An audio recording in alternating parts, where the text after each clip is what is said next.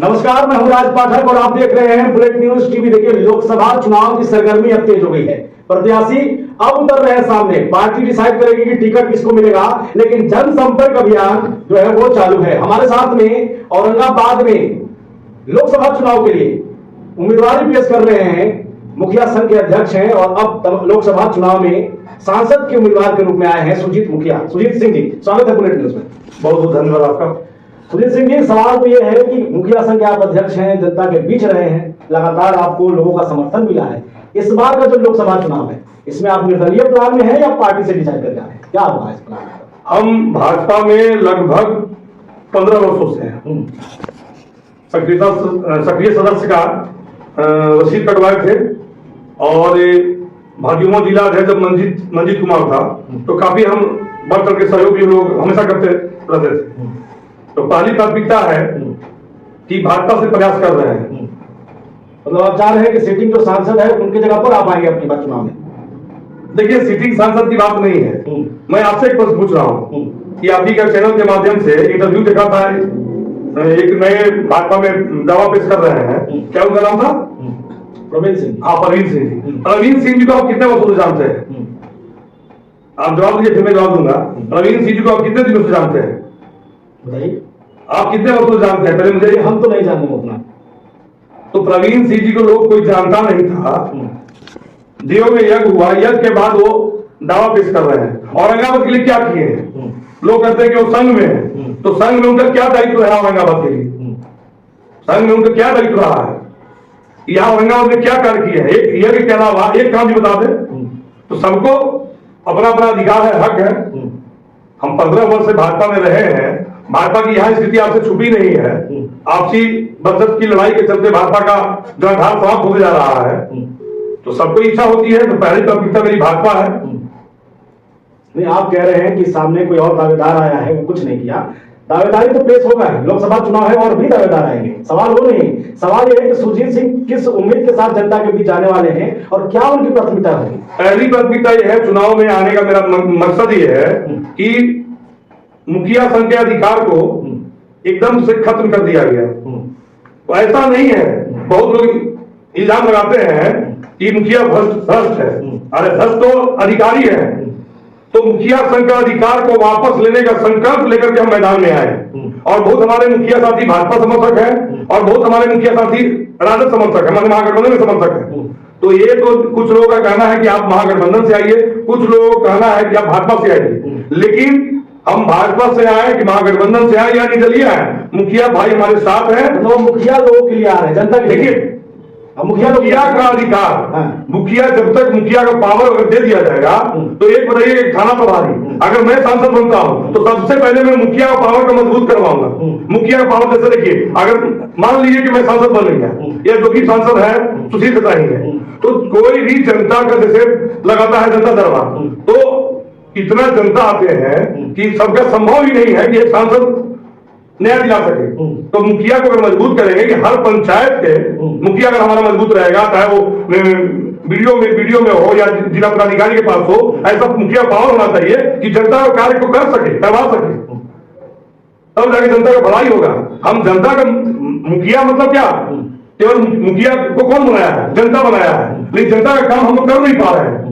तो केवल मुखिया संघ का अधिकार नहीं, जनता का सारा कार्य उसमें छुपा हुआ है। आप बताइए, आप घूमते रहते पंचायत में, राशन कार्ड की क्या स्थिति है? सर्वे करता है कि 84% मिल रहा है, ये गरीब के घर में चाहिए। कितना लोगों को राशन मिल रहा है? राशन कार्ड में कट जा रहा है, नाम जुट नहीं रहा है। आयुष्मान कार्ड की वही स्थिति है, आयुष्मान कार्ड की वही स्थिति है, नली गली की वही स्थिति है। तो जनता का मेन अधिकार को लेकर के मुखिया संघ का चलते हम चुनाव में आए हैं। मुखिया संघ के अधिकार को वापस लाने का संकल्प लेकर भले ही आए हैं। केवल मुखिया चुनाव जितवा देंगे क्या?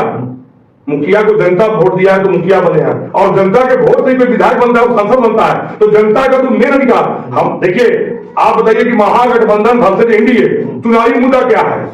चुनावी मुद्दा क्या है? महागठबंधन के लोग कहते हैं कि संविधान खतरे में है और एनडीए के लोग कहते हैं कि हिंदू खतरे में है या विश्व गुरु बनना है। किसी का यह हुआ कि नली गली या फिर वृद्धा पेंशन की बात हो? वृद्धा पेंशन 400 रुपये महीना मिलता है। 400 रुपये बताइए कि आज की महंगाई के युग में क्या होने वाला है? आजकल के लोग ऐसा है कि मोबाइल का जमाना आ गया। पहले वाली बात है नहीं कि माँ बाप का लोग सेवा करे, तो माँ बाप को छोड़ देते हैं वृद्धावस्था में, तो उनको कम से कम 1500 रुपए चाहिए। हम जनता का मूलभूत समस्याओं को लेकर के मैदान में उतरे हैं। अच्छा, आप तो मुखिया संघ के अध्यक्ष हैं, उससे भी आपसे नहीं हो रहा है, तो आप चाह रहे सांसद होकर के इन मुद्दों पर बात करेंगे, चर्चा करेंगे? भाई अभी ही मैंने बताया आपको कि मुखिया संघ का अधिकार में जो कटौती किया गया, कोई भी जनता का कार्य हम लोग कर नहीं पा रहे हैं। तो जनता का समस्या का निदान करने के लिए मैं अगर सांसद बनता हूं तो बैठक करवा करके सारे मुखियाओं के साथ, जिला पदाधिकारी महोदय या पुलिस अधीक्षक महोदय के साथ बैठक करवा करके ये कहूंगा कि कोई भी मुखिया हो उसकी बातों को नजरअंदाज नहीं किया जाए, पहले मुखिया को प्राथमिकता दिया जाए ताकि जनता की आवाज को दबाया नहीं जा सके। मेरा सवाल आप समझ लीजिए, मेरा सवाल ये है कि आप मुखिया संघ के अध्यक्ष हैं, क्या आपकी आवाज इतनी मजबूत नहीं हो पाई अध्यक्ष होते हुए कि आप जो जनप्रतिनिधि है उन तक ये बात पहुंचा सके कि इनकी समस्या को एकजुट करके आप उनकी बातों को निदान कीजिए? लगभग आपके पास कोई ऐसा जनप्रतिनिधि नहीं है? लगभग 4 साल पहले डीएम साहब के पास, हम जिला पदाधिकारी महोदय के पास हम लोग गए थे, सौरभ दलवाल जी थे, तो हम बहुत अच्छा एक मांग किए थे कि जैसे बहुत ऐसे बुजुर्ग हैं जिनका 60 साल से ऊपर उम्र हो गया, 70 वर्ष, 80 वर्ष, 85 वर्ष, और उनका वृद्धा पेंशन नहीं मिलता। वजह क्या है? क्या आधार कार्ड में उनका उम्र कम है। तो मुखिया को ऐसा पावर दिया जाए ताकि गांव गांव घूम करके उनका उम्र का सुधार कर सके। और डीएम साहब अपने पर्सनल डायरी में नोट भी किए थे कि सरकार को हम सुझाव देंगे, तो सरकार सुनेगी तब तो। तानाशाह रवैया है अफसरों का, अफसरशाही खत्म करने की नियत से अगर मैं सांसद बनता हूं तो मैं पूरे बिहार की बात नहीं करता हूं, पूरे भारत की बात नहीं करता हूं, लेकिन औरंगाबाद लोकसभा में अफसरशाही को खत्म करूंगा, इसे मैं वचन देता हूं आपको। सुजीत सिंह जी, इससे पहले एमएलसी चुनाव में भी आप दावा ठोक चुके हैं कि हम चुनावी मैदान में आएंगे, ऐन वक्त पर पीछे हट जाते हैं, फिर आप लोकसभा में दावा ठोक रहे हैं, ये कितना मजबूत? ऐन वक्त पर पीछे हट जाते हैं, ऐसा तो नहीं है कि मैंने दर्जनों बार घोषणा किया। एमएलसी की मैं तैयारी कर रहा था, लेकिन हमारे पिताजी बोले कि तुम सब नेता से लड़के रहता है, दिलीप अच्छा व्यक्ति है, दिलीप को सपोर्ट कर दो। तो पिताजी को बात मान करके मैं चुनाव नहीं लड़ पाया, लेकिन इस बार मैं पिताजी से आशीर्वाद ले चुका हूं कि किसी भी परिस्थिति में मैं चुनाव बैक नहीं करूंगा, मैं चुनाव लड़ूंगा और मजबूती से चुनाव में लड़ रहा हूं। आगे से नहीं सुनेंगे सुजीत? नहीं, किसी का नहीं सुनेंगे। अब चुनावी मैदान एकदम बिल्कुल लड़ेंगे, लड़ेंगे सामने से, बिल्कुल बिल्कुल लड़ेंगे जी। अभी से तैयारी कर रहे हैं, आपको दिख भी रहा है, यहाँ के लोगों को दिख भी रहा है। चलिए नली गली की तो बात हम करेंगे। सांसद जो औरंगाबाद, आप चूंकि इस क्षेत्र में आ रहे हैं, सांसद का प्रतिनिधित्व करने वाले हैं क्षेत्र में लोकसभा का, क्या कुछ मूलभूत सुविधाओं के साथ यहाँ पर मुख्य मुद्दे हैं जिनको ध्यान में रखते हुए आप आ रहे हैं, जनता के बीच आ रहे हैं?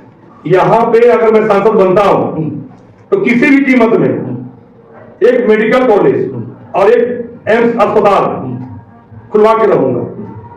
मैं मांग करूंगा संसद में, अगर सुनवाई नहीं होती है तो अनिश्चितकालीन के लिए रोक में बैठ जाऊंगा, रोक जाम कर दूंगा।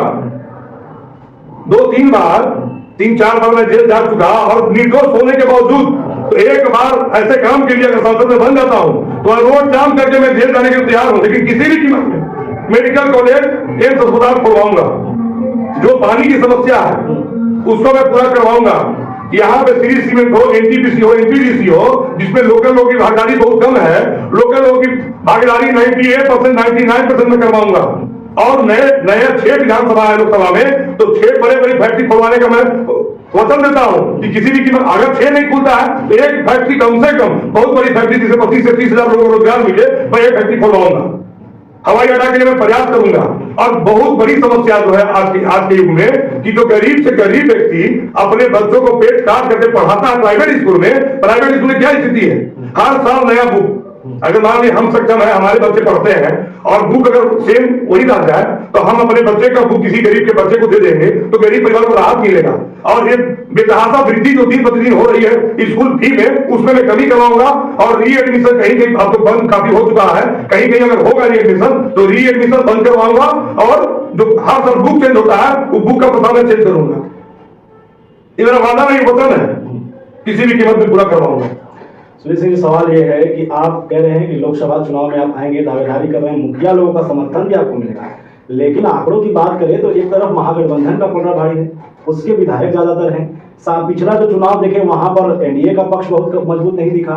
ऐसी स्थिति में अगर आपको टिकट मिलेगा तो एक तो बड़ा चैलेंज हो जाएगा, फिर तो 2 धार में पड़ जाएंगे मुखिया। टिकट मिले या न मिले, टिकट मिलेगा भी तो ये जान लीजिए आप कि 90% मुखिया जी हमारे साथ हैं, साथ रहेंगे।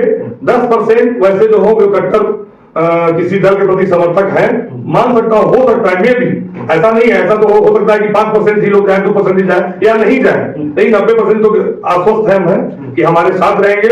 और टिकट मिले या ना मिले, निर्दलीय में भी हमको आप कम आगे की कोशिश मत कीजिए। पहला चीज तो मैं माता का भक्त हूँ और मैं सभी प्रभु बजरंगबली की पूजा करता हूँ, प्रभु श्री राम जी का भक्त हूँ, शिव जी हमारे गुरु हैं। तो मैं आपसे एक प्रश्न पूछना चाहता हूँ, अगर हमको कमजोर समझ रहे हैं तो हम क्यों समझेंगे? पूरे लोकसभा में शिव शिष्य मतलब कि हमारे गुरु भाई और गुरुवन की संख्या कितनी होगी? लगभग 4 से 5 लाख।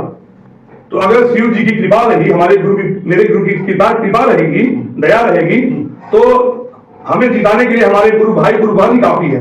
उसके बाद आ रही है राम भक्त, जो भी राम भक्त है, जो भी माता भक्त है, वो सब लोग हमको सहयोग करेंगे। भले ही मेरे साथ ओपन नहीं है कि लोकल चुनाव है, चुनाव तो बड़ा है, लेकिन माननीय सांसद उनसे भी हमारा अच्छा रिश्ता रहा है, बहुत बड़ा रिश्ता है, तो बहुत लोग लाइट में नहीं आएंगे, लेकिन मालूम हुआ कि माता जी का जीन, शिव गुरु जी का जीन से सीधा आपको रिजल्ट आएगा कि हम चुनाव जीत गए।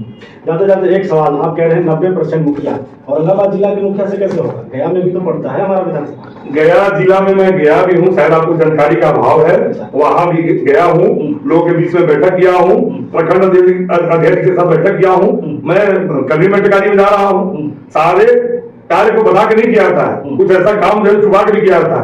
राजनीति ऐसी चीज है, मैं बहुत लोगों से मिल रहा हूँ, लेकिन सारे लोग मैं अपने सोशल मीडिया के माध्यम से नहीं बता रहा हूँ कि इनसे मैं मिला।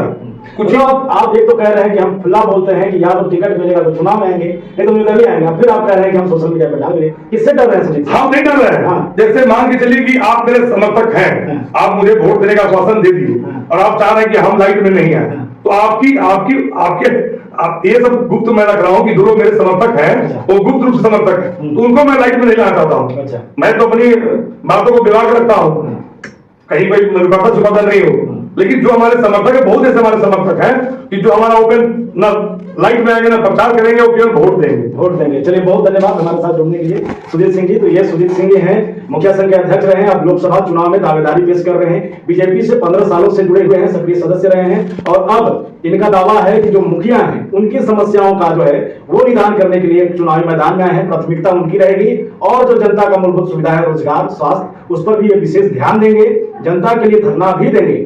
एक बात और ये कह रहे हैं कि इनके जो वोटर होंगे वो साइलेंट होंगे, भगवान शिव पर इनका ज्यादा अगाध विश्वास है, तो इनको भगवान शिव और माता रानी पर विश्वास है कि वही टिकट दिलाएंगे और वही जिताएंगे। नहीं बल्कि हमारे साथ लोकसभा का चुनाव बहुत जल्द नजदीक भी है और सरगर्मी भी बहुत तेज है, तो ऐसे में स्थिति देखना होगा कि आने वाले समय में जनता का मूड क्या होता है। बहुत बहुत धन्यवाद।